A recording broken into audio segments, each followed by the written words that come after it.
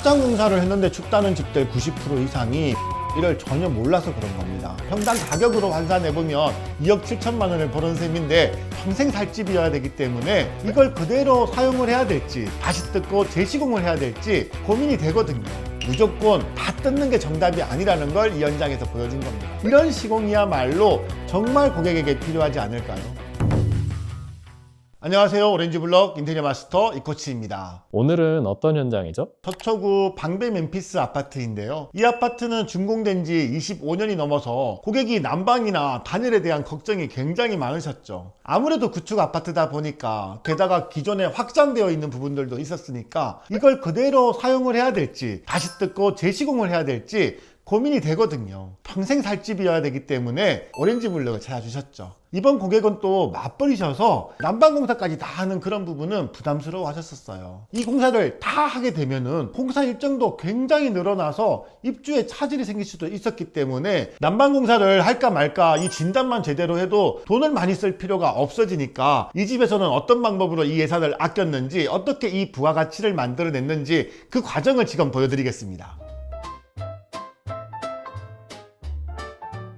여기가 구축이라 고민이 많으셨을 것 같은데 20년이 넘은 오래된 아파트에 이사를 올 때 고객들이 가장 걱정하는 게 있습니다. 바로 단열과 난방이죠. 이 단열과 난방 공사를 제대로만 해도 난방비를 훨씬 아낄 수 있거든요. 이번 고객도 바닥 난방까지 다 뜯고 새로 해야 될지에 대해서 고민을 정말 많이 하셨는데 난방 공사를 제대로 다시 하게 되면 최소 2-3주 정도 더 걸리고 이 공사 비용도 훨씬 더 들어가니까 아무래도 부담이 될 수밖에 없거든요. 그래서 구축이긴 하지만은 이 바닥 난방을 다시 해야 될지 진단부터 시작했는데요. 바로 말 많은 PPC 난방 배관이기 때문이죠. 그럼 PPC 난방배관이랑 지금 쓰는 난방배관이랑 뭐가 제일 차이가 큰 거예요? PPC는 노란색 플라스틱 배관인데 내구성이 좀 약한 편이라서 요즘 난방 배관으로는 사용하지 않아요. 특히 이 PPC 연결부가 예전에는 열 융착 방식으로 시공을 많이 했었는데 이 연결부 조인트의 누수 위험이 좀 많았거든요. 한데 아파트 지을 때 난방 배관은 PPC라도 연결부에 이음이 없이 시공을 하기 때문에 관리실을 통해서 한번 꼭 확인을 해봐야 되는 게 있습니다. 과거에 다른 세대에 누수 세대가 있었는지 확인을 하는 거예요. 그리고 분배기 쪽에 연결 조인트의 점검 결과를 같이 판단을 하는 거죠. 이 현장에서는 전혀 누수로 인한 누수 분쟁 이런 것들이 없었고 난방 분배기의 연결 조인트 상태도 굉장히 양호했습니다. 덕분에 바닥 난방 공사는 하지 않았고 시공 기간을 단축하면서 예산을 더 필요한 곳에만 집중할 수 있었던 거예요. 기존의 아파트 지을 때 단열재는 모두 철거를 하고 요즘 아파트 짓는 기준으로 단열 시공은 다시 할 수 있었습니다. 예쁜 디자인보다는 중요한 건 이런 보이지 않는 기초에 대한 부분을 잡아주는 거죠. 여기 거실 벽에 보시면은 단열로 두꺼워진 이 벽에 단차가 있는데 이 단차를 이용해서 간접 조명 아트월을 이렇게 디자인하고 TV를 매립했습니다. 그리고 여기에 고객을 위한 맞춤 금속 선반까지 디자인 디테일이 전반적으로 너무 튀지 않게끔 최대한 절제해서 만든 거죠. 거실은 기존에도 확장을 해놨었던데 확장 공사도 다시 한 거죠. 기존의 확장 부위가 너무 잘못 시공이 되어 있었거든요. 확장 공사를 했는데 춥다는 집들 90% 이상이 보온병 원리를 전혀 몰라서 그런 겁니다. 보온병은 뚜껑과 이 물통이 밀봉이 되어 있어야 따뜻한 물이 유지가 되는 거잖아요. 단열재를 현장에서 그냥 붙이는 게 아니라 틈새 없이 붙이는 밀착 시공, 그리고 단열재 사이의 틈을 엇갈려 막는 교차 시공, 우레탄 폼을 이용해서 빈틈을 메워주는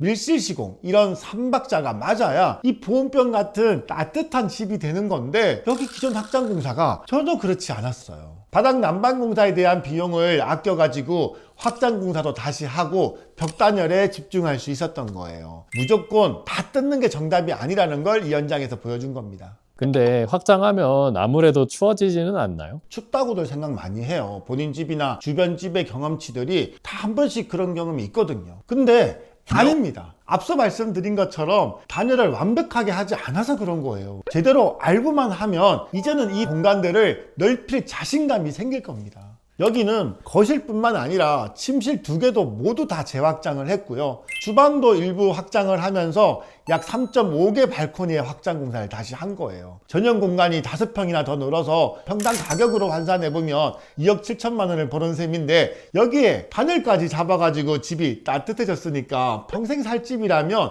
이런 시공이야말로 정말 고객에게 필요하지 않을까요? 원래 이 거실은 전부 다 체리 몰딩이었어요. 다들 아시죠? 예전 집 어디에서나 쉽게 볼 수 있는 그 체리 몰딩들.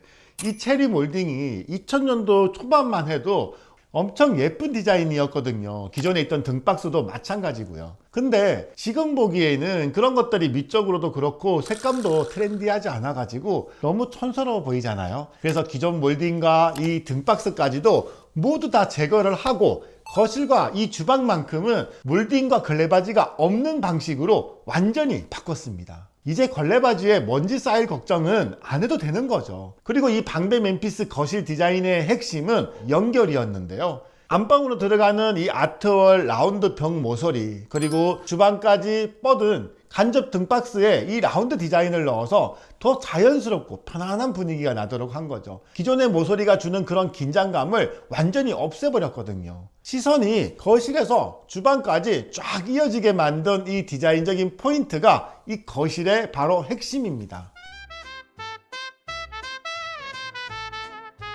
고객님이 또 집에서 주방을 가장 신경 쓰셨다던데. 맞아요. 이 집의 하이라이트는 고객의 모든 로망이 실현된 이 주방이죠. 3가지 니즈가 있으셨는데 주방에 아일랜드와 홈바장, 이 식탁 테이블까지 전부 있어야 된다는 거였어요. 하지만 이 설계가 쉽지는 않았었죠. 주방으로 튀어나오는 화장실 구조라든가 철거가 불가능한 그런 벽체, 이런 불리한 구조에서 냉장고가 2대가 들어가야 했거든요. 첫 번째로 이 아일랜드 폭은 1100mm로 절반은 벽 뒤에 숨어 있죠. 이 아일랜드 주방은 감추고 싶은 싱크볼 공간하고 노출하고 싶은 조리 공간, 이 구분이 확실한 겁니다. 주방 공간을 사용하기 더 편리하게끔 이 2 공간을 철저하게 나눠드린 거죠. 그냥 크기만 큰 게 아니에요. 수납이 많아야 한다는 고객 니즈도 반영을 했고요. 이 아일랜드는 3면을 모두 수납으로 채웠어요. 앞뒤 공간뿐만 아니라 옆에 있는 이 공간까지도 모두가 수납입니다. 서랍은 800mm 폭으로 좀 넓게 들어갔고 상부장까지 더해가지고 최대한 수납을 늘려드린 거죠. 이 상판은 현대 칸스톤의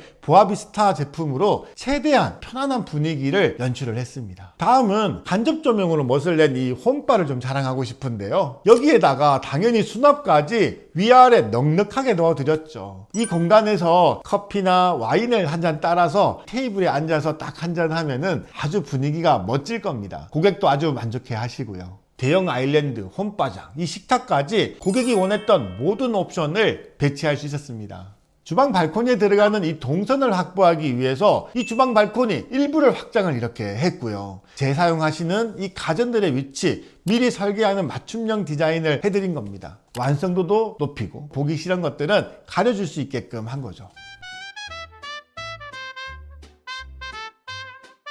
기존의 현관은 사실 4인 가족이 쓰기에는 조금 좁았죠. 그래서 저희는 이 좁은 공간에 날개벽을 살짝 디자인해서 작은 벤치를 만들어 봤습니다. 덕분에 편안하게 앉아서 신발을 신을 수 있는 공간을 마련했고, 여기 벤치 아래에 보시면은 다운플랩 수납장을 자주 신는 신발들을 쉽게 넣을 수 있게 만들었습니다. 문을 열고 이렇게 웰컴 공간에 들어왔을 때 언제나 정돈된 이 집에 들어가는 것만으로도 몸의 피로가 덜게 되니까요. 이런 작은 벤치 하나가 주는 여유로움, 고객의 삶의 질을 높여주는 겁니다.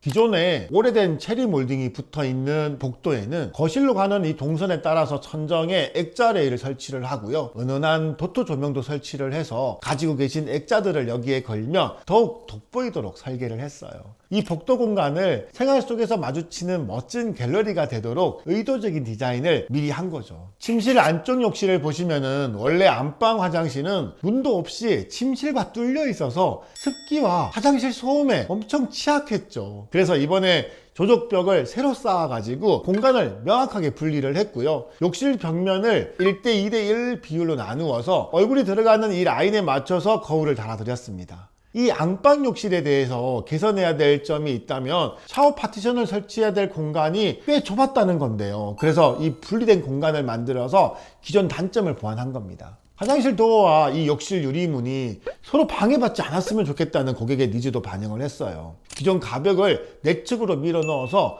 도어끼리 부딪히지 않는 매끄러운 동선을 만든 겁니다. 여기 현장은 작업 당시에 엘리베이터 교체 공사가 있어서 엘리베이터도 못 쓰는 힘든 여건이었지만 현장은 멈추지 않았습니다. 재사용해야 되는 가구들, 확보해야 될 수납 공간들, 불편한 이 집의 구조까지 수많은 제약이 있었는데요. 그만큼 더 치열하게 고민했고 그 고민의 깊이만큼 이 집이 더 아름다워졌다고 생각합니다. 거기에 신축 아파트 사양의 단열 재공사를 통해서 늘 이 따뜻한 온기를 지킬 수 있는 우리 집의 재탄생, 이렇게 평생 살 수 있는 우리 집이 완성될 수 있었습니다. 궁금한 점이나 문의는 댓글로 남겨주세요. 정성껏 답변 드리겠습니다. OBM 이코치였습니다.